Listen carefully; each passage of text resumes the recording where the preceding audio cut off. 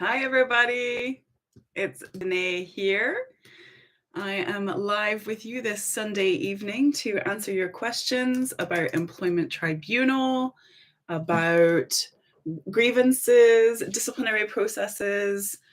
If you're in the tribunal process and you have questions and you're not sure what is going on, or if you want to know more about ACAS early conciliation, settling with your employer, that is what I am here today to do, help answer those questions. So oh, hi, Marcia, good to see you. So yeah, if you have any kinds of questions like that, please do give me a shout. I am live on both TikTok and YouTube, and so I'll be taking questions from both sides. So yes, welcome everybody. If you've not met me before, my name is Danae. I help people represent themselves in Employment Tribunal. I'm not a lawyer, I am a technologist, and we've built a platform that helps people represent themselves. And whilst I'm not a lawyer, I can answer a lot of questions about Employment Tribunal. And if I don't know the answer, I will try and find a place to point you so that you can find out the answer yourself. And we have a lovely community of people here as well. Such lovely people like Marcia, hi Malva, who are going through problems themselves, know what it's like, and you're not alone. You're not alone. So yeah, how is everybody doing this Sunday evening? Anybody prepping for work tomorrow and a bit worried about it? Any questions about Employment Tribunal, preliminary hearings, all that kind of stuff? I just did a webinar on Friday night. It was Friday, trying to remember what day it is. And it was all about the Injury to Feelings Award, which is a discrimination specific award. So if you've been discriminated against at work here in the UK, then there is a specific award just for discrimination that basically compensates you for the injury to your feelings. It's just like it says on the tin. And that award can be anywhere from £1,000 to £56,000. And that's a lot. And so we, in the webinar, I did a breakdown to kind of show how that award works. That's a big range of £1,000 to £56,000.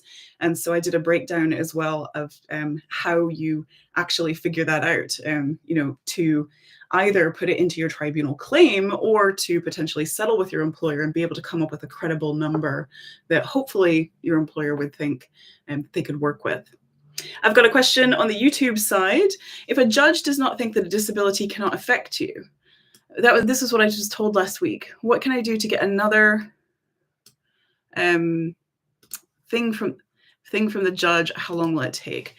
Good question, Christian. So am I right in thinking that you had a preliminary hearing that was a substantive hearing to determine whether or not you had a disability, and the judge decided that they didn't think that you did have a disability under the Equality Act? Is that what happened there? Let me know if I've understood that correctly. Yes, so whilst Christian's typing, I'll tell you a little bit more about this webinar. The Injury to Feelings webinar was all about, figuring out where you might fall in that £1,000 to £56,000 range, and helping people, understand as well, how do you prove that kind of impact? Because the award is tied to the impact it had on you. If you were depressed, anxious, suicidal, even if you had to take medicine, if you lost relationships or suffered at home, that kind of stuff. Oh, Christian, it was a final hearing. In that case, Christian, you would either apply for a reconsideration or you would actually appeal to the Employment Appeal Tribunal.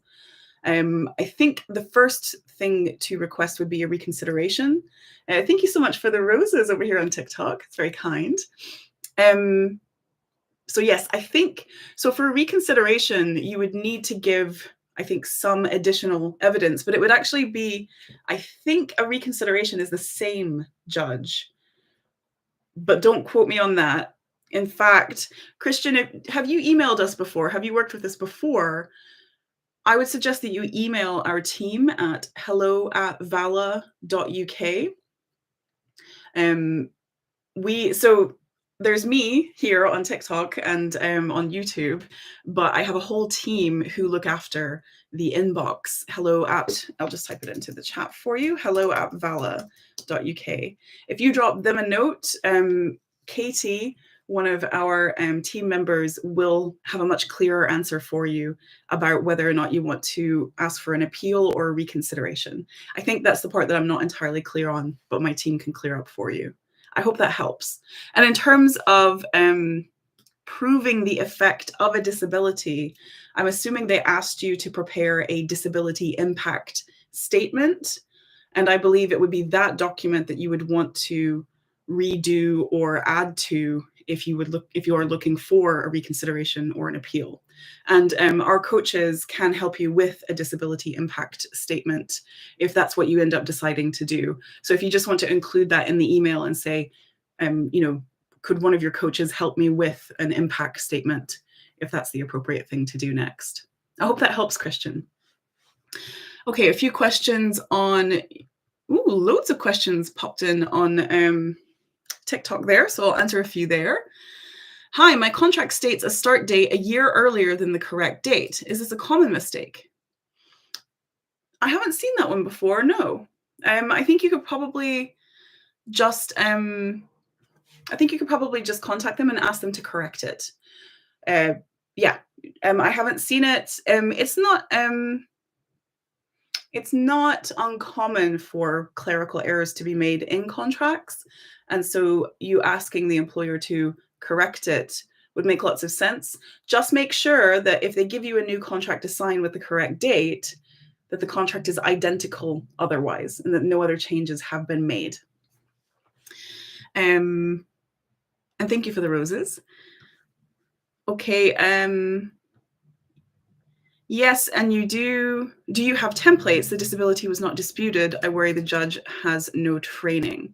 We do have templates. Some of them are available on our website, and others, our tribunal coaches can basically walk you through a template person to person, one-to-one. That's what I mean. So yeah, we absolutely can help you write a disability impact statement, both Christian and Daniel. Although it sounds like you might not need an impact statement if the disability was not disputed. Christian, I misunderstood. Oh, so it sounds like the disability itself wasn't disputed, Christian. The final hearing, so the judge didn't doubt that you had a disability, they just doubted that the disability impacted on you in that case. What was your claim, Christian? Daniel on YouTube is also looking for some help with the disability impact statement. Yes, we absolutely can help you with that, and we should have time before the 6th of August. What you would want to do is if you go to vala.uk and then click on coaching, use the tribunal coaching package. So let me just put a link in YouTube for you. 1 second. It's the tribunal coaching package.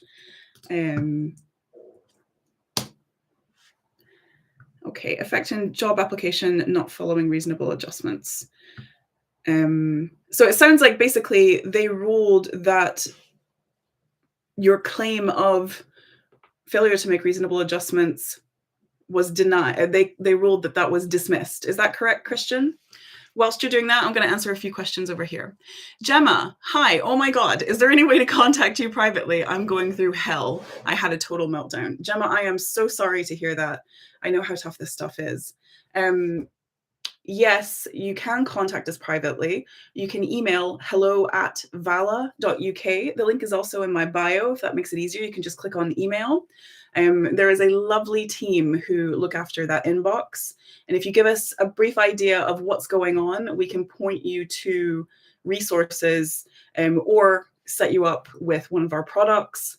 Depending on where you are in your process, either maybe a merits assessment product, or if you're in the tribunal phase itself, we have tribunal coaches who can help you.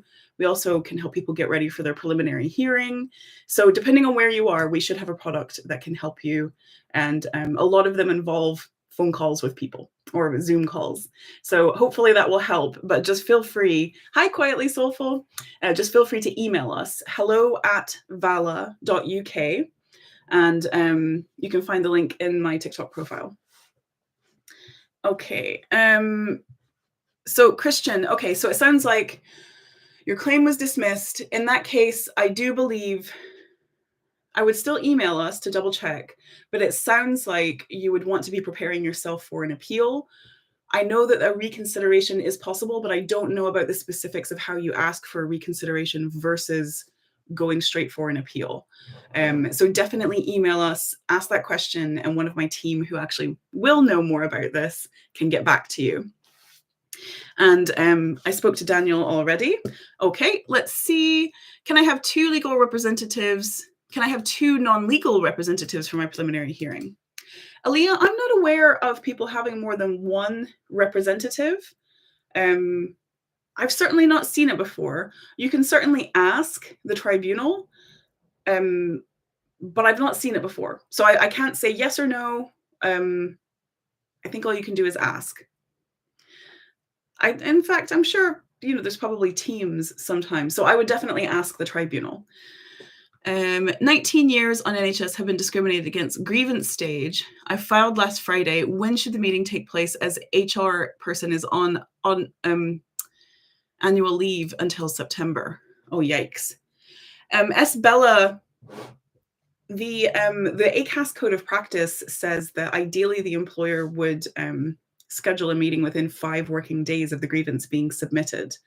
And then they say ideally the employer would give you a outcome 24 hours after that meeting. I typically don't see those timescales being held to, but that is what's in the ACAS code of practice. I would suggest that if you don't, I think it's unacceptable to have to wait until September for a grievance that's happening right now, especially because you have a clock that you're working to. The 3 months minus 1 day deadline, if this has a legal element to it, is very real. And so I think you could absolutely ask the tribunal, absolutely ask your company to get someone else to look at it, or ask what they're going to do in the meantime, given that you are working to a deadline of your legal rights. And let me know if you understand what I mean about the 3-month deadline. If you don't, I'll point you to some things that can help you understand that. Okay, let's see. My employer hasn't formally given a grievance procedure policy. Is this illegal? No, it's not illegal. If your company hasn't provided with you a handbook or something like that, then you would just fall back on the ACAS code of practice. And so all employers have to follow the ACAS code of practice at a minimum, and then they can add additional stuff if they want in their own employee handbook. So your company does have a grievance procedure and a disciplinary procedure. It's in the ACAS code of practice. My manager said she felt sorry for a colleague having to spend one-on-one time with me. Oh my goodness, Gemma, I am so sorry. That's a cruel thing to say. Can you help with PIPs? Unfortunately, I can't help with PIPs. I do believe there is someone here on TikTok who does help with PIPs. I believe her name is Chantel, but I don't know her. So yeah, we can't help with PIPs. Hi, Dealer of Justice. Good to see you. Okay. Good. Okay, great. So we've got some updates here on YouTube. I'm live on YouTube and TikTok simultaneously, so I'm talking to both of you. What a wild stage we live in. Okay, so Quietly Soulful, hello. Good news, the tribunal has accepted my claim and it was given to the respondents. Well done, Quietly Soulful. I know that was a lot of work to get that done. I would like to thank Vala for the help and support in submitting my claim. You are very welcome. Very happy to help you with that. And Angel of Light says, hello, can you explain a bit about what happens at the preliminary hearing and also how to prepare for it? Of course, Angel. So great question. First of all, there are 2 types of preliminary hearings. Almost the most common one is a case management preliminary hearing. So that's really, it's a business meeting. It's not really a legal kind of meeting in the sense that there are no arguments to be made. There's no cross-examination, not like, what you would imagine when you think of a hearing or court. Really, the case management preliminary hearing is there because the tribunal thinks that the matter that you have brought is too complex to handle in just one day. And so because of that, they want to do some preparation work.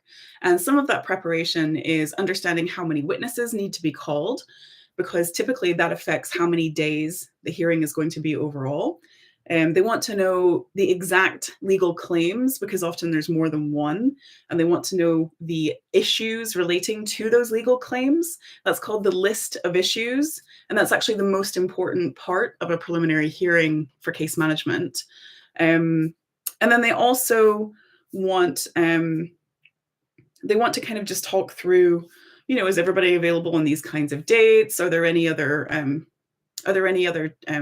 topics that need to be brought up? For example, do you want to make any amendments to your claim? The respondent often tries to strike out the case and things like that, and so they might cover that off. So that's a case management preliminary hearing. It's going to feel like a business meeting. It's not going to be like, suits. The other type of preliminary hearing is a substantive preliminary hearing, and that is more like a suits style situation. And what basically in that kind of a situation, the tribunal needs to decide something before the case can go forward. So often it's either that the claimant needs to prove that they do have a disability according to the Equality Act, and the judge needs to rule on that before they can carry on with a disability-related claim, or the respondent has filed for strikeout and said that the application is out of time, and you need to kind of say, no, here is why I think it is in time, or the tribunal needs to decide that it's going to allow you to take a case forward, even if it's out of time.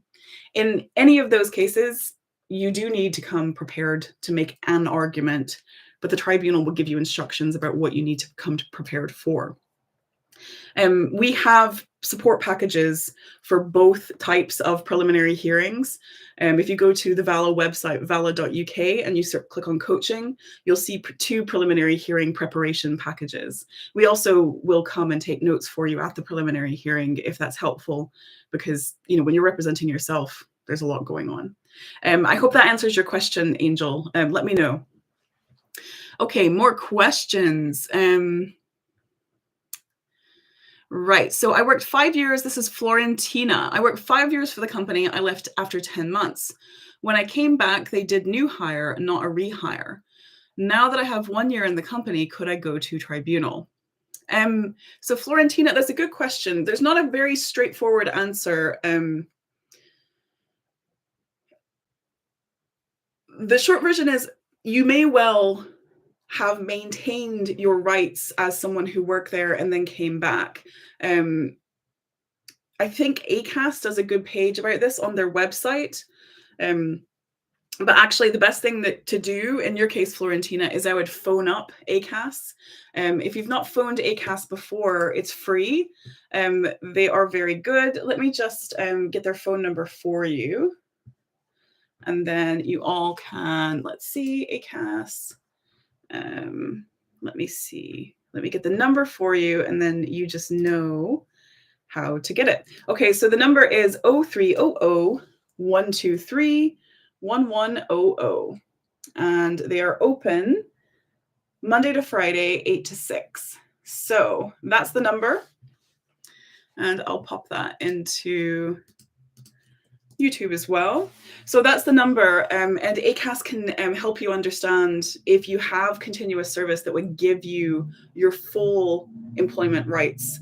And just for everyone, if you've only worked at a company for 1 year at all, it's not 5 years plus 1, if it's just 1 year, you still have some rights. You still have the right to not be discriminated against.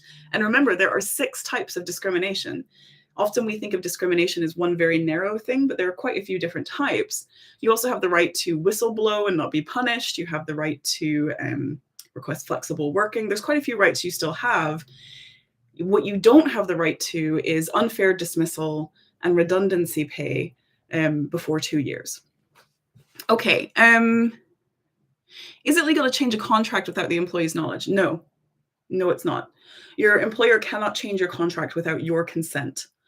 The only way that they can change a contract without your consent is if they fire and rehire you, like P&O Ferries did recently.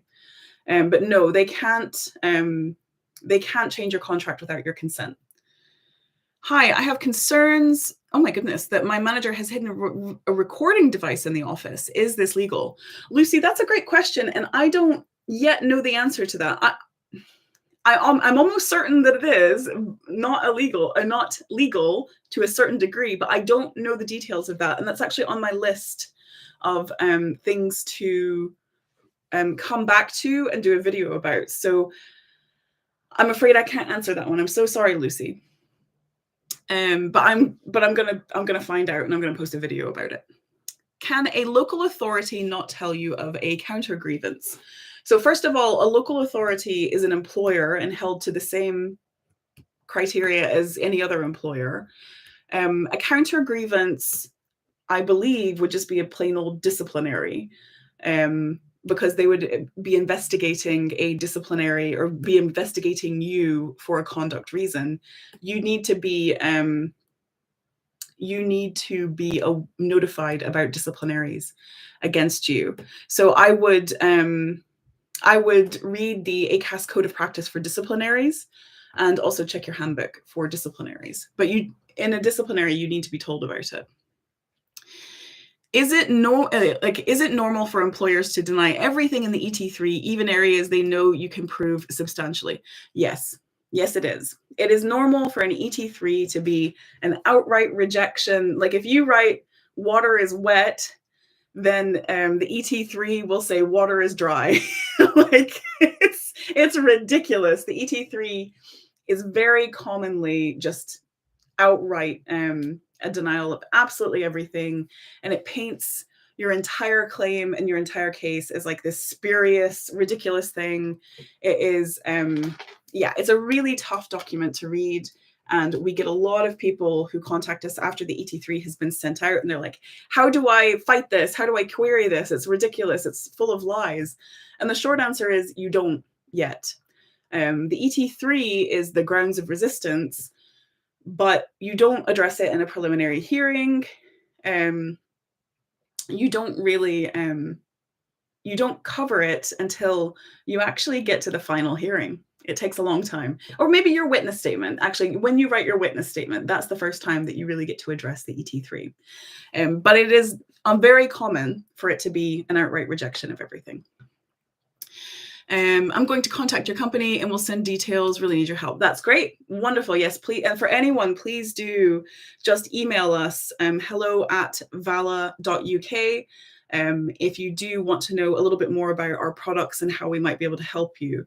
Typically we help, we have a template for the grievance stage, or to write a grievance. We also have a template for the grievance appeal.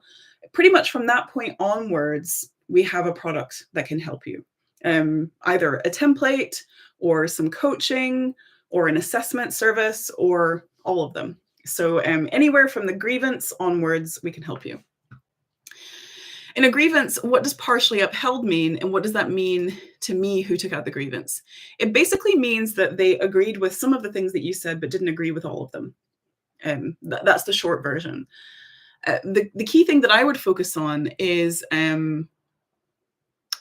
what are they going to do about it? So if they say it's partially upheld, great. What are they going to do? Because the whole point of a grievance is for something to happen. You raised a grievance because you want something to change. Are they going to change that thing? That's really what the grievance should be all about. And if they aren't going to change that thing, remember you have the right to a grievance appeal. Question on YouTube, Christian. Hi, hopefully a simple question. What is a case management? What is a case management in private being held for 3 hours for the purposes of ADR? The agenda I've been sent seems to be the standard preliminary template. R is being very slow with disclosure. R requested myself to delay the witness statement exchange to August, which I agree to, but now the ADR hearing has been scheduled the week by the ET board before the exchange. What is a case management in private being held for 3 hours for the purposes of ADR? Okay, so ADR is alternative dispute resolution. So are you doing alternative dispute resolution and a final hearing, Christian? And if the ET has now been scheduled before you had agreed to the exchange, then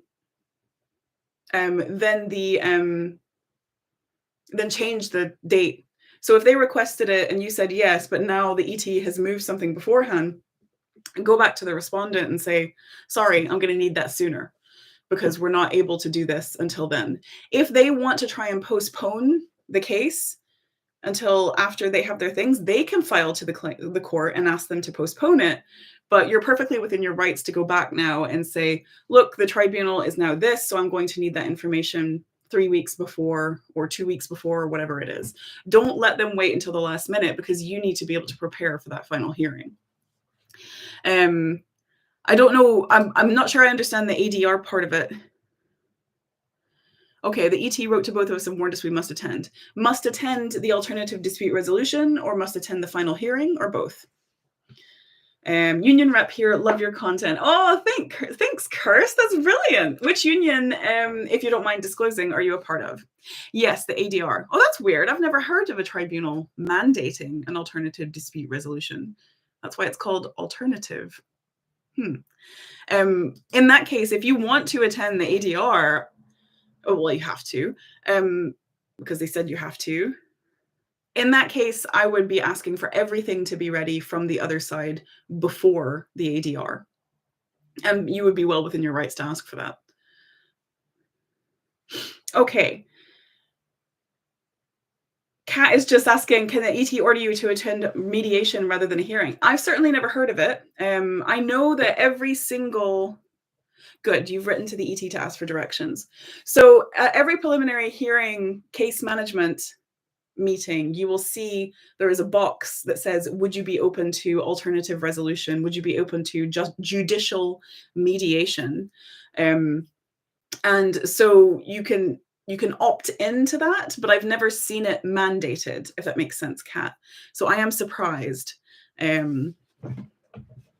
Right. Let me do another YouTube question. Now that my claim is accepted, the respondents have until the 9th August to reply. What should I do to prepare?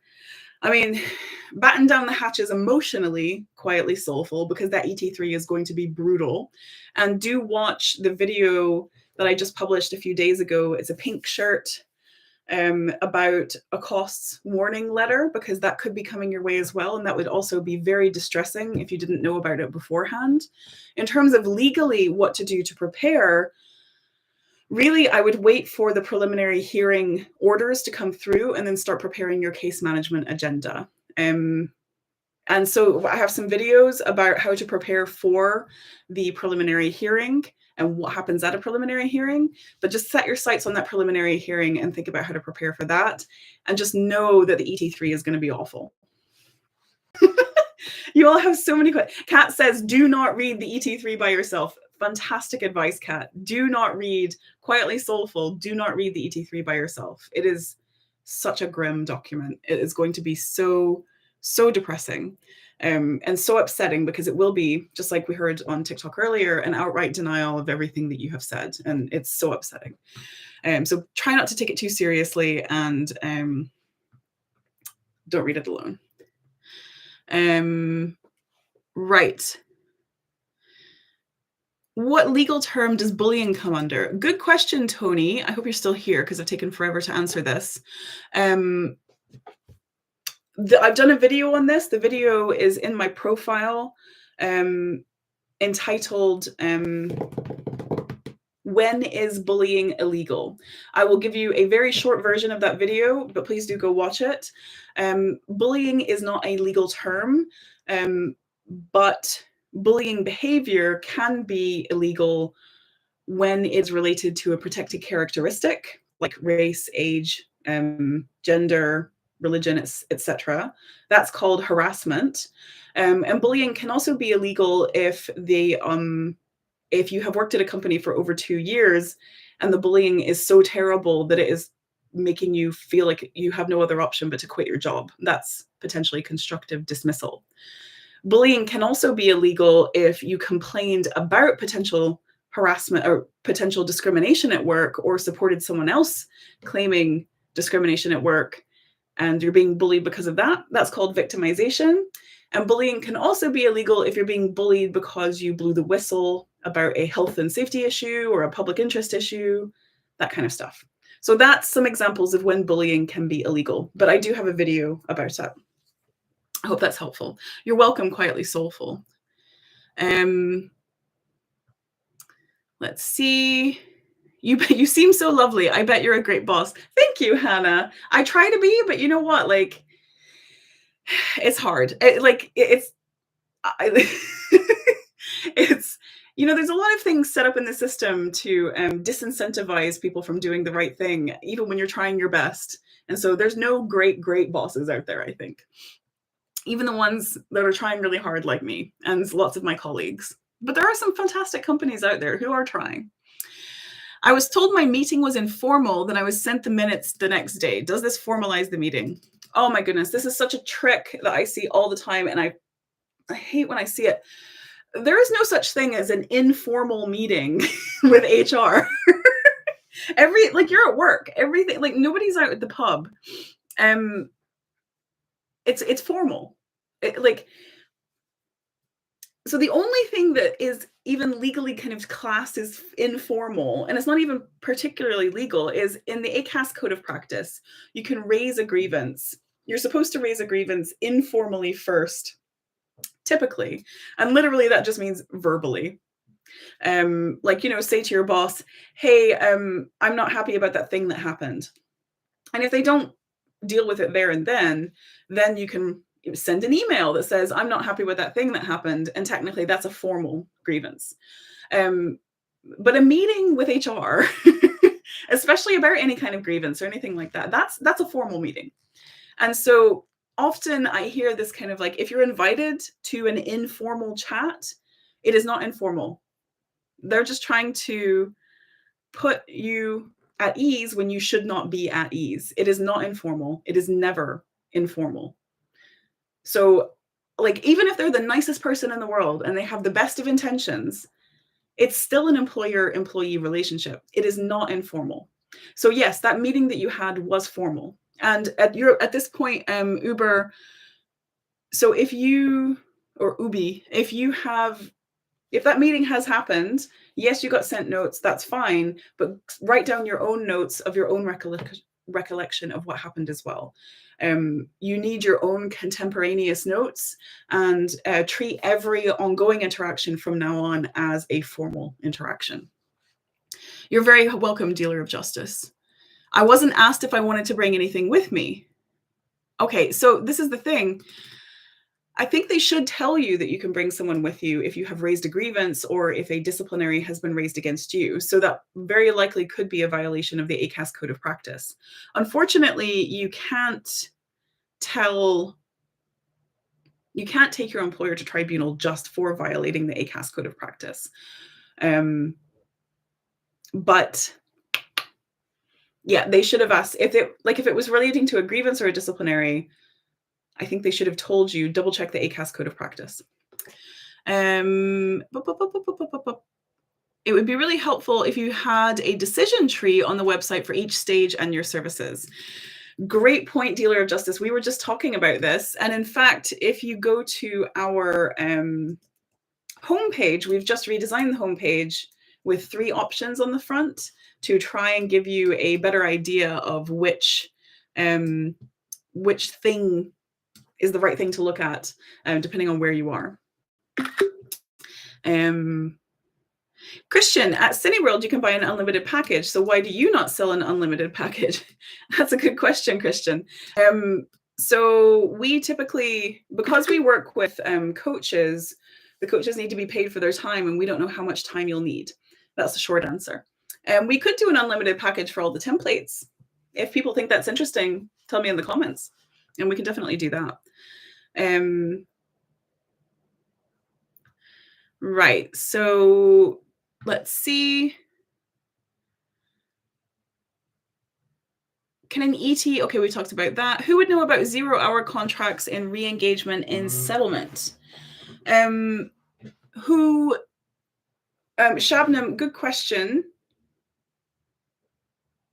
Sorry, I was reading the things at the same time.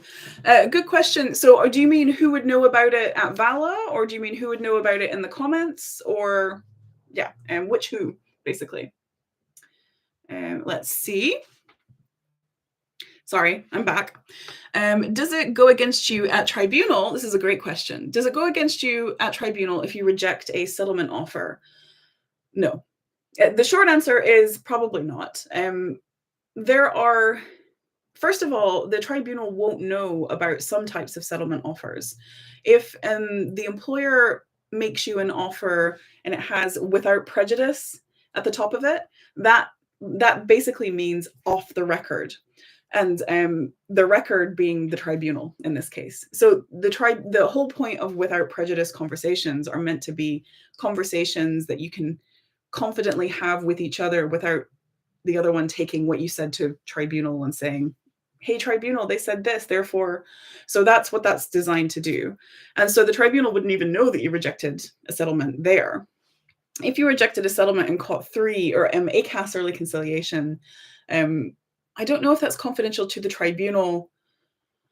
Like, the only time it could ever really go against you that I'm aware of is if the tribunal said, if the tribunal was looking at your case, and if they did know about ACAS early conciliation, if they were looking at your case and they were saying, it sounds like your employer has been trying to make this right with a settlement, that settlement sounded fair, and you're not going for it because you just want to punish them by taking them through the whole tribunal process, that could go against you. But other than that, the fact, like, if your employer offers you some, like,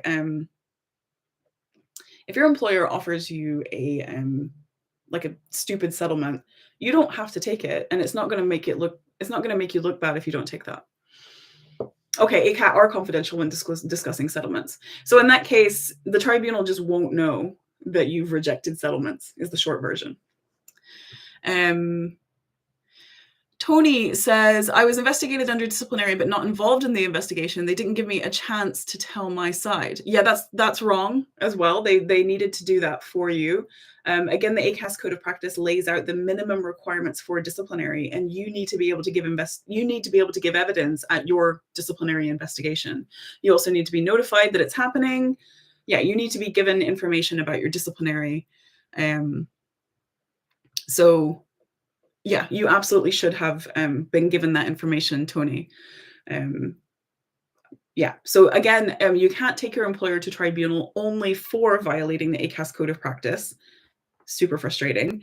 But if there was any other legal element to it, you could add the ACAS violation to like a settlement amount. Basically, the way that the ACAS Code of Practice is enforced, because you can't take the employer to tribunal for it, if you win a case against your employer in tribunal and the tribunal finds that they did violate the ACAS Code of Practice, they can increase how much you win by up to 25%, which can cost a lot of money.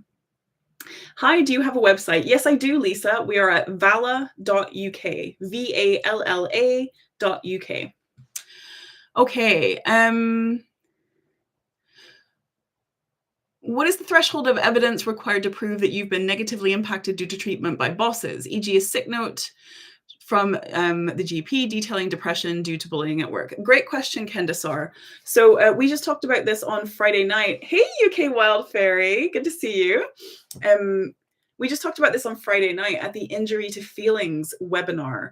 So often when you're showing the impact of the treatment, you are doing it because you had a discrimination related claim, and you could ask for up to £56,000 for injury to feelings.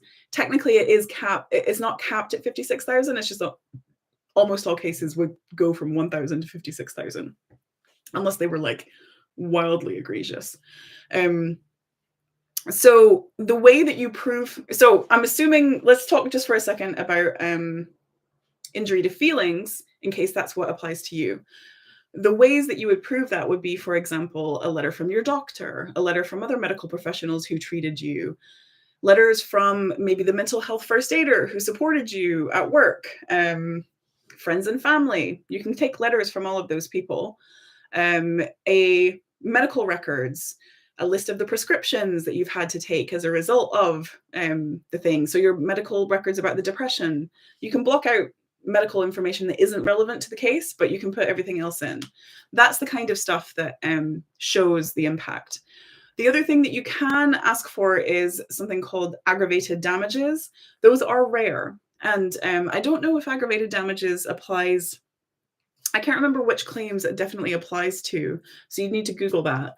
But aggravated damages only applies where the respondent has basically behaved in like a really ridiculously high-handed manner. So basically, if your respondent is kind of like the mustache twirling villain in the old kind of cartoons, if they're that bad, if they're that ridiculous about how badly they're treating you, then you could look into aggravated damages. I know that's not a very legal answer, but that's that's my interpretation of how bad you have to be in order to qualify for aggravated damages.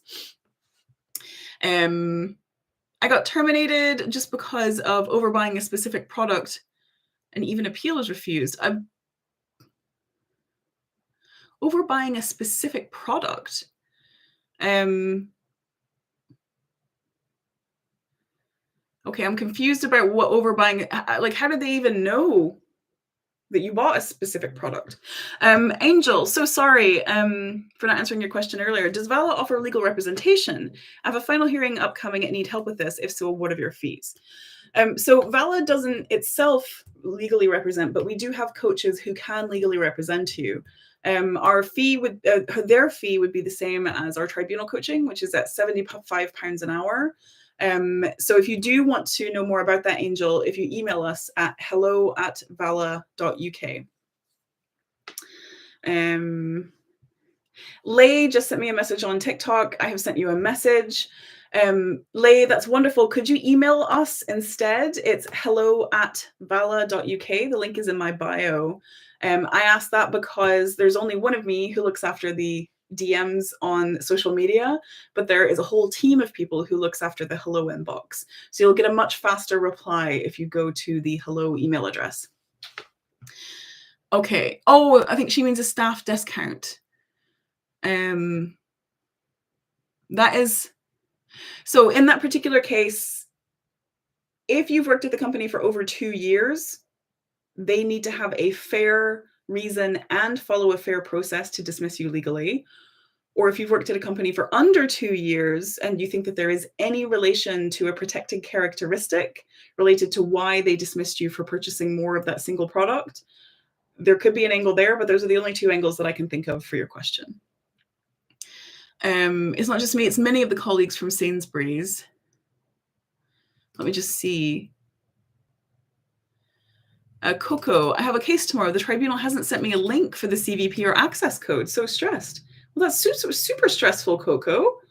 I was about to suggest that you phone them, but I know that might not be an option. Can you get someone else to phone them, or I take it you've already emailed them?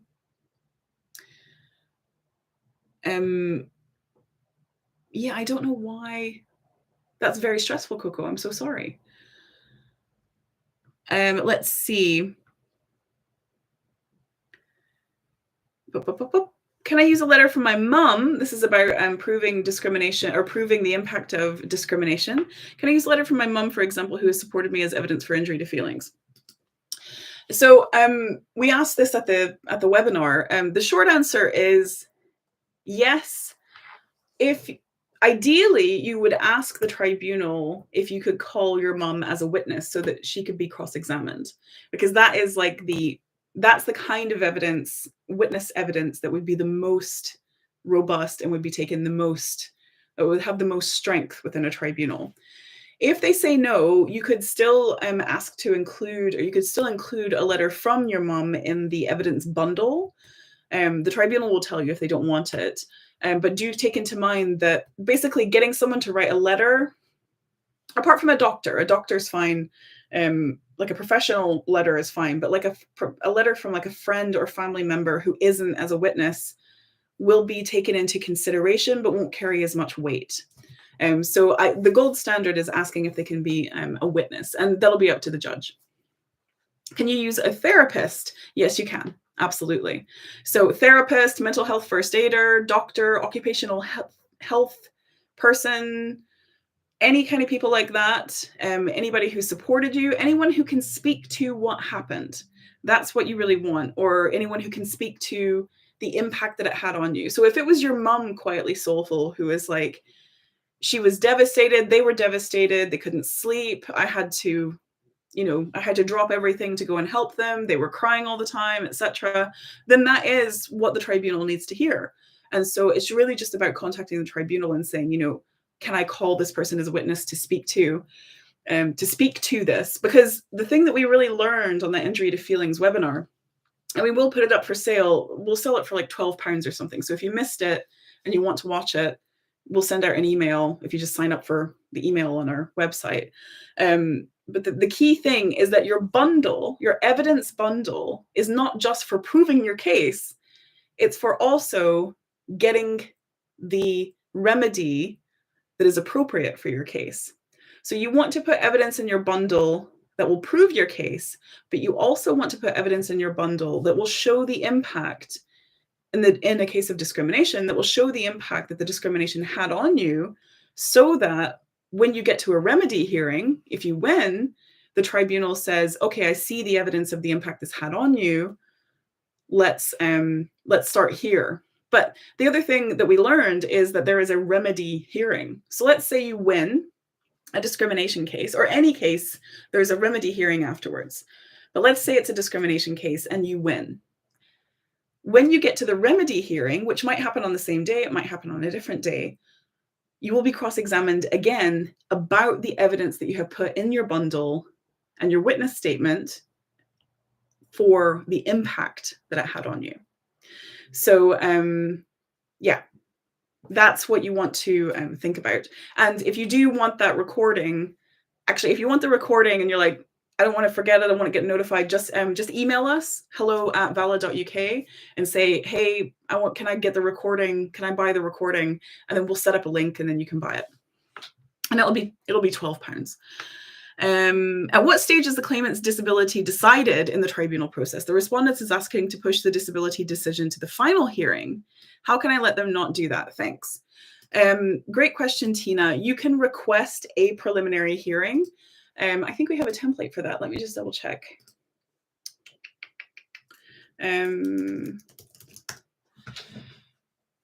Application for preliminary hearing. Yes, you can request a preliminary hearing and say, no, I don't want this to wait to the final hearing. I want to do it now. Alina, the recording is of the injury to feelings webinar that we had on Friday, how to calculate injury to feelings for discrimination cases. We've actually done two injury, my words. We've done two webinars so far, two paid webinars. One is how to cross-examine and be cross-examined. That one was really good too.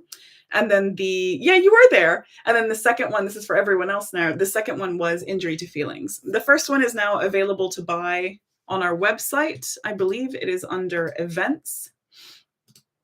Yeah. On-demand webinar, how to cross-examine. So if you go to vala.uk events, you'll find the cross-examination one, and we'll be posting the injury to feelings one imminently. But if you want to get it like ASAP, email us and we'll notify you when we put the link up.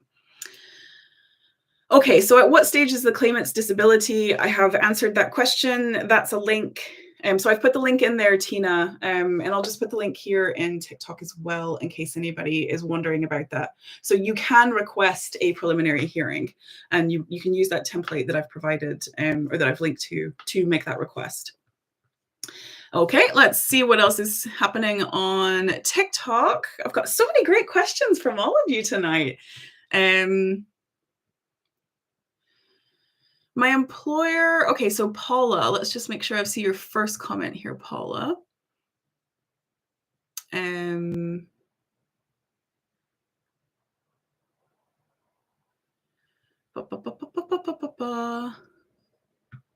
my goodness, I can't find your first question, Paula. My employer has done some investigation, but I was told that all witnesses refuse to give statements or be anonymous. Okay. I was told it was after I raised a grievance against my line manager. I'm working back, Paula. I'm trying to find the first question or the first part of your question. Okay, rather than me trying to find it, Paula, what was the grievance relating to? What needed to be investigated? And while you ask that, or while I ask that, Shabnam, great question. Are there witnesses in the remedy hearing, i.e., to show the impact on you? You would call them during the main hearing. So basically, the main hearing, you would call witnesses and evidence both the thing to prove your case and also for demonstrating the impact. And you would put the impact in the witness statement as well if you're writing a witness statement. If you're in Scotland, typically there aren't witness statements. You just say it on the day. But again, on the day, you would say what the impact was as well. So either way, you want to make sure that during the final hearing, you communicate the impact so that in case you win, or if you win, because when you win, the tribunal has heard evidence about the impact. Who enforces the ACAS code of practice? Nobody, theoretically, because you can't take your employer to tribunal for violating the ACAS code of practice. The way that it's enforced is if you do win an employment tribunal claim, the employment tribunal can increase your award by up to 25% because your employer violated the ACAS code of practice. Equally, the tribunal can decrease your award by up to 25% if you didn't follow ACAS's guidelines. So for example, if you went straight to tribunal and didn't raise a grievance about the issue, then they would find that you violated the ACAS code of practice, basically, and they would decrease your award potentially. So it goes both ways. My employer refused ACAS mediation 2 hours after the issue of the early conciliation certificate. They called the ACAS mediator and said they wanted to negotiate. Is this malicious, very sneaky behavior? It certainly sounds like a tactic. Sometimes they just panic and they're like, oh no, we really do want to negotiate. But sometimes it might be a tactic in that they're trying to delay you. It might be that they're trying to delay you from actually submitting your ET1 by keeping you busy until the deadline.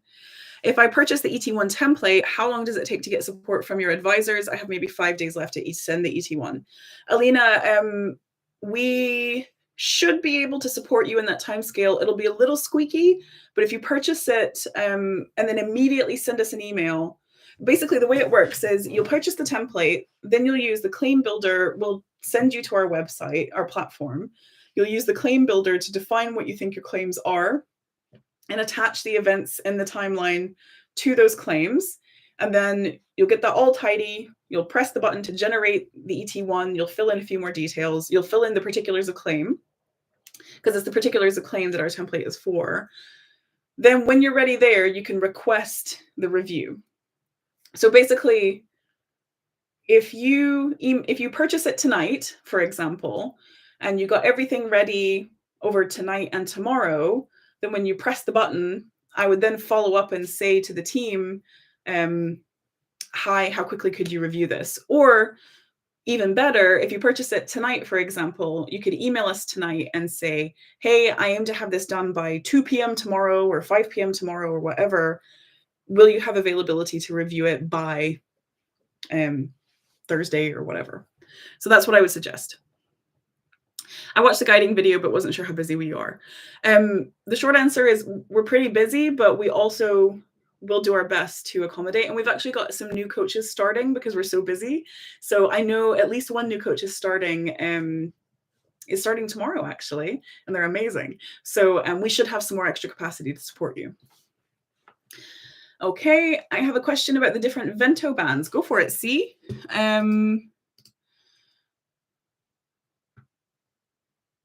Dan, when you fill out the initial tribunal claim online, is that all there is, or do they send you more? It's kind of all there is for a long time. And actually, the tribunal claim online, has a few areas.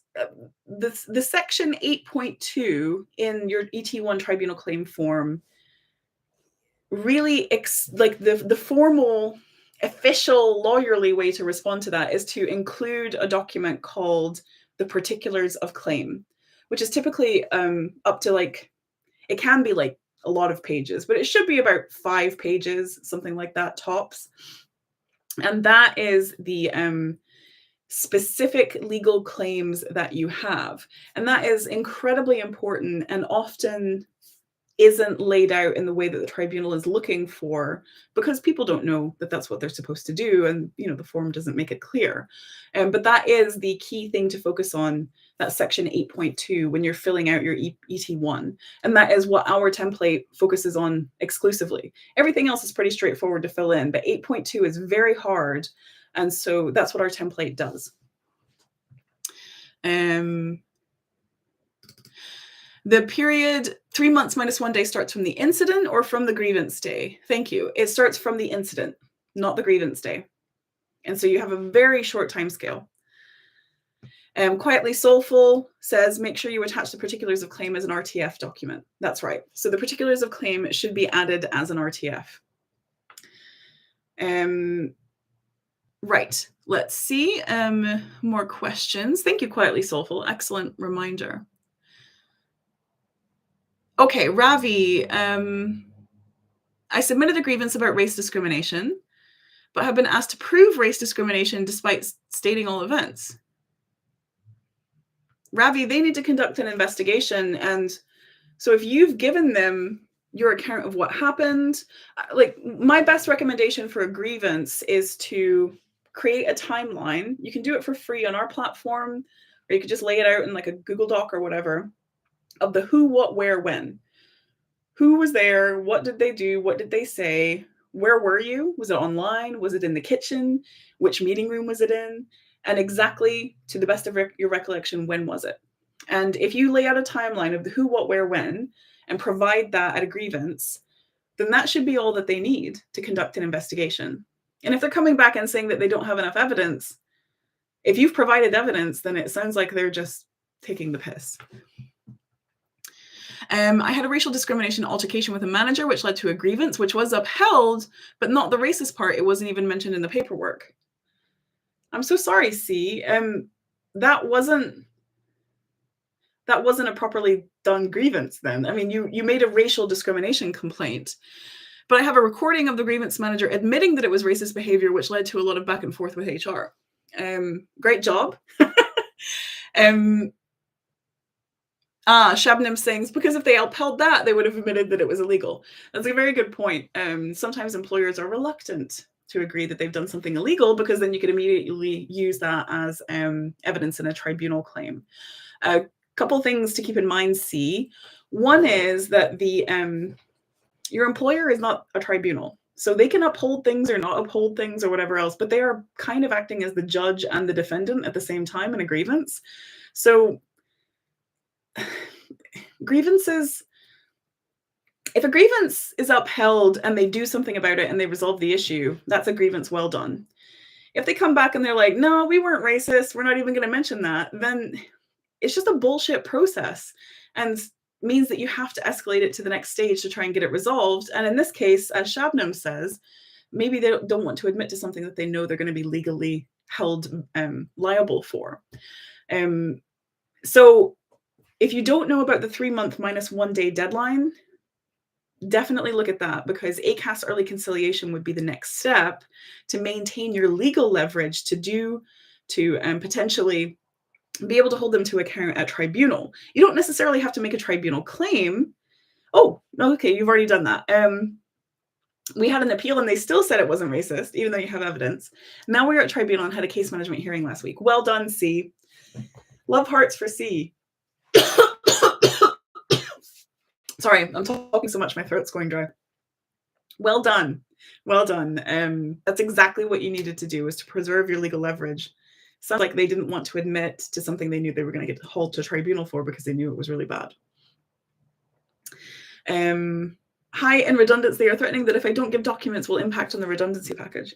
Raw, what kind of documents? Are they their documents? Because your work product is legally owned by them, or is it documents about you? What are the documents? Can you use recordings as evidence?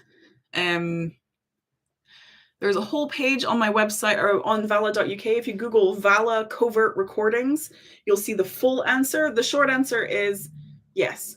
And we see recordings as evidence all the time, even covert recordings that were made without the knowledge of the other side. There are some things to consider, so do Google that. Google Vala covert recording and look at that on our website. But we do see them all the time.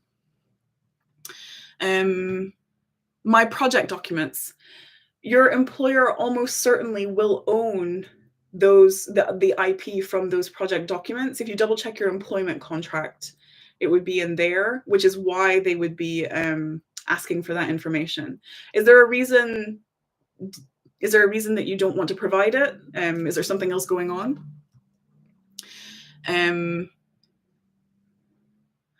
Right.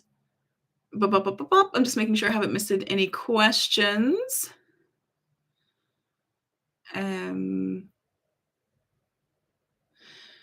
Obi, I reported the grievance to the director in confidence. She ordered 2 managers to attend my meeting instead. Oh, goodness. See, the thing about record, please do ask your question. Great to see you here. The thing about reporting things in confidence is that there's very little in confidence in an employee situation. So I spoke to someone yesterday or day before yesterday who had told their manager about something terrible that had happened at work, but didn't want it to go any further. And then the manager said, I have to report this. And that's because they do kind of have to report it. If something terrible has happened at work, then the company needs to know about it so that they can make sure that they're doing something about it. They can, like, if a manager doesn't tell anybody else about something bad that has happened, the company can still be legally held liable for it. Equally, I've heard about other people saying that, an outgoing manager told an incoming manager about their disability when they didn't know about it. And I don't know about the exact legalities of that, but I know that any employer would want to know about a disability with the best of intentions, because they're legally liable for making sure that you are supported as an employee. And so they need to know about the disability in that particular case. If the company already knows about it, then the company needs to know about it. It's kind of one of these things like a company isn't one person, the company is all of them. And so if you're telling one person in the company something, one like manager or something like that, you're really telling most people who need to know in that HR chain about a particular issue. Sorry, that was a long-winded answer. In my employment contract, it says that I'm not allowed to do any voluntary work. Is this legal? I don't know. That's a very good question. I would be surprised if they could enforce that, because there are non-compete clauses, which are already pretty shaky.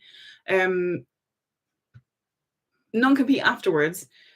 I mean, it's perfectly reasonable for your employer to say that you can't hold any other employed jobs, but voluntary work? Let me just have a quick look.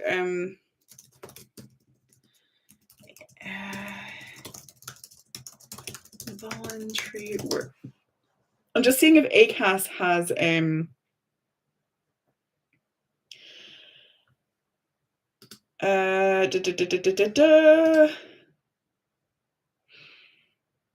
I don't know. The short answer is I don't know. Who will know, though, is ACAS. If you phone ACAS, they will almost certainly know the answer to that question.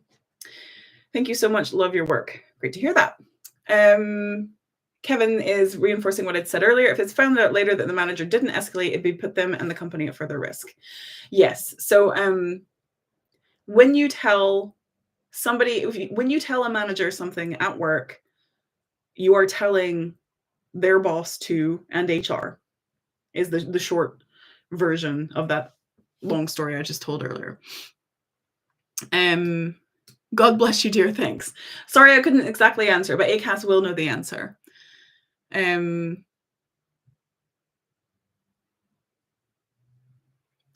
So there was a question. Oh goodness, have I got the YouTube questions? Let's see. Is a case management hearing the same as a preliminary hearing? Yes, I saw that question. I can't even find it again, but I know it got asked. Yes. So there are two types of preliminary hearings. One of them is a case management preliminary hearing. The other one is a substantive preliminary hearing, which is basically like a mini hearing where you do have to make an argument to prove, for example, that you have a disability, or to prove that your claim isn't out of time, or to ask the tribunal to include your claim even if it is out of time. That's a substantive preliminary hearing that can be on multiple topics. But a case management preliminary hearing is the most normal type, and that's where you go through and set out the details of how many witnesses you're going to have, if you'd like to make any amendments to your claim, when the dates are going to be, etc., etc. I hope that helps. Right, I'm going to go soon, so let me know any final questions. And I'm just going to remind you of a few things that might be useful. If you are preparing for a final hearing, if you're preparing for a final hearing, if you've had your preliminary hearing, the next thing that you need to prepare for is getting ready for that final hearing. Do check out the cross-examination webinar that we did a few weeks ago. It's going to help you prepare your witness statement quite a bit, and it's super helpful for writing that witness statement. So I've just put that link in both chats. One second.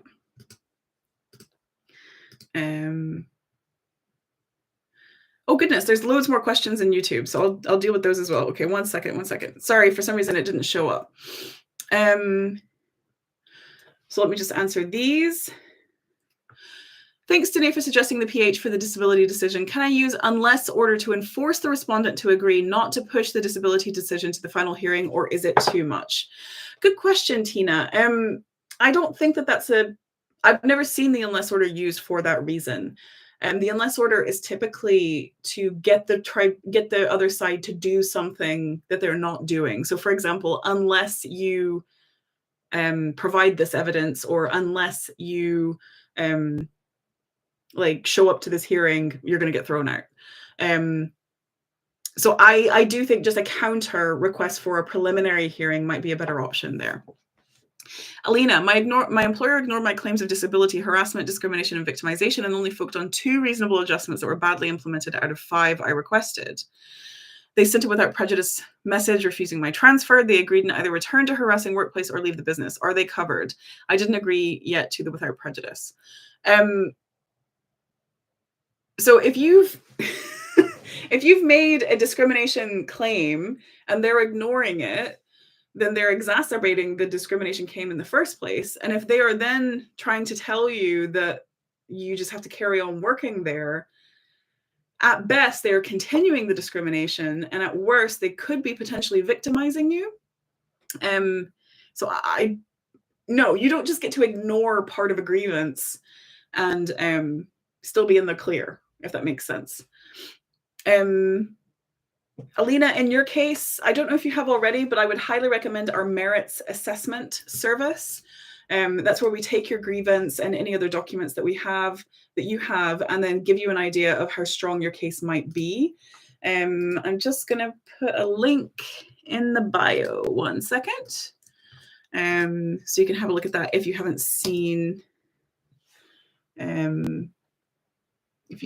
that, and I'll put a link in here as well. So if you have done a grievance and you're in that kind of messy middle, do I take it forward? Do I do ACAS? Or if you're in the ACAS early conciliation stage, that merits assessment service is perfect for you. Would I have time for that and the ET1 template as well?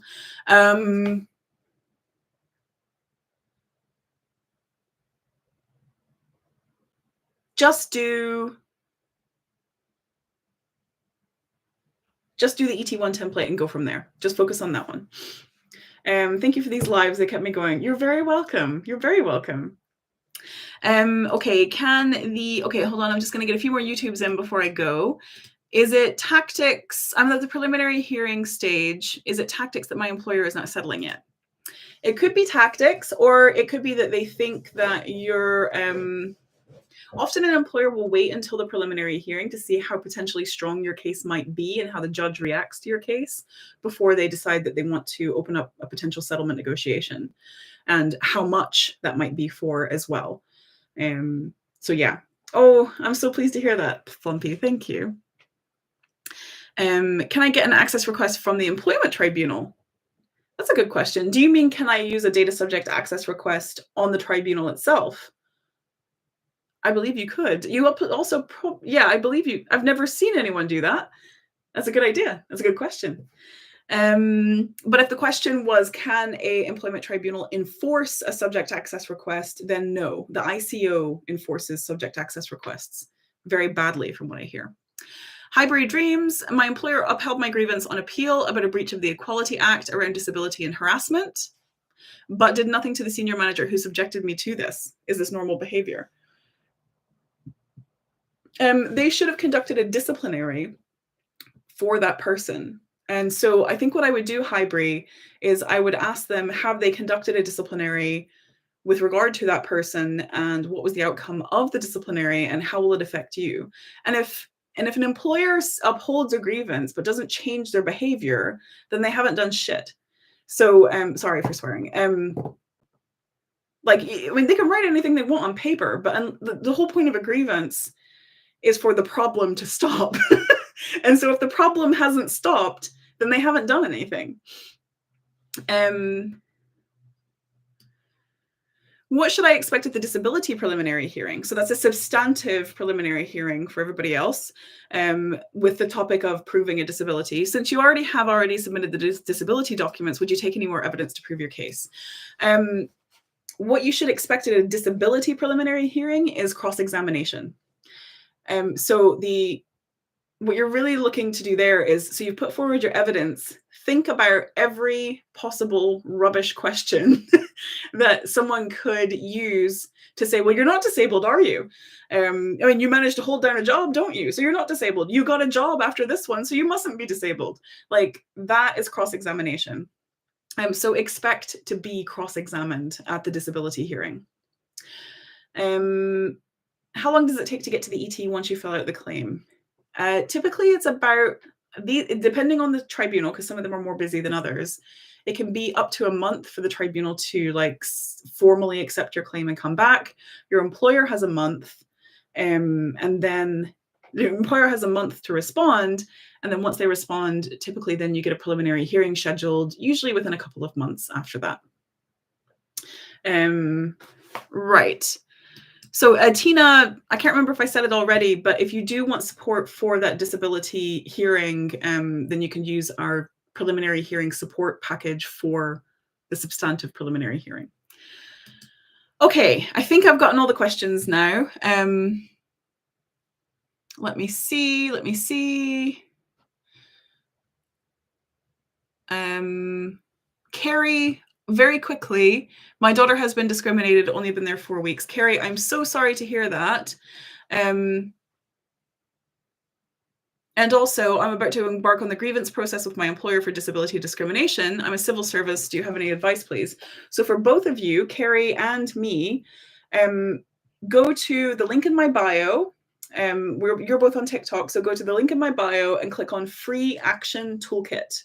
Free Action Toolkit. That will give you instructions on how to raise a grievance about this issue. Look at the protections that you have when you raise a discrimination grievance. Look at victimization. You are protected when you raise a discrimination issue at work. And then it will talk you through your options about what you can do next. So read that Free Action Toolkit and you can go from there. Okay, I'm going to go. Have a lovely evening, everyone. It's been such a pleasure to hang out with you tonight. If you have any final questions, any further questions, you can email us, hello@vala.uk, and I'll probably be here again tomorrow. So see you soon. Have a wonderful evening, everybody, and thank you so much for your time. See you later. Bye-bye.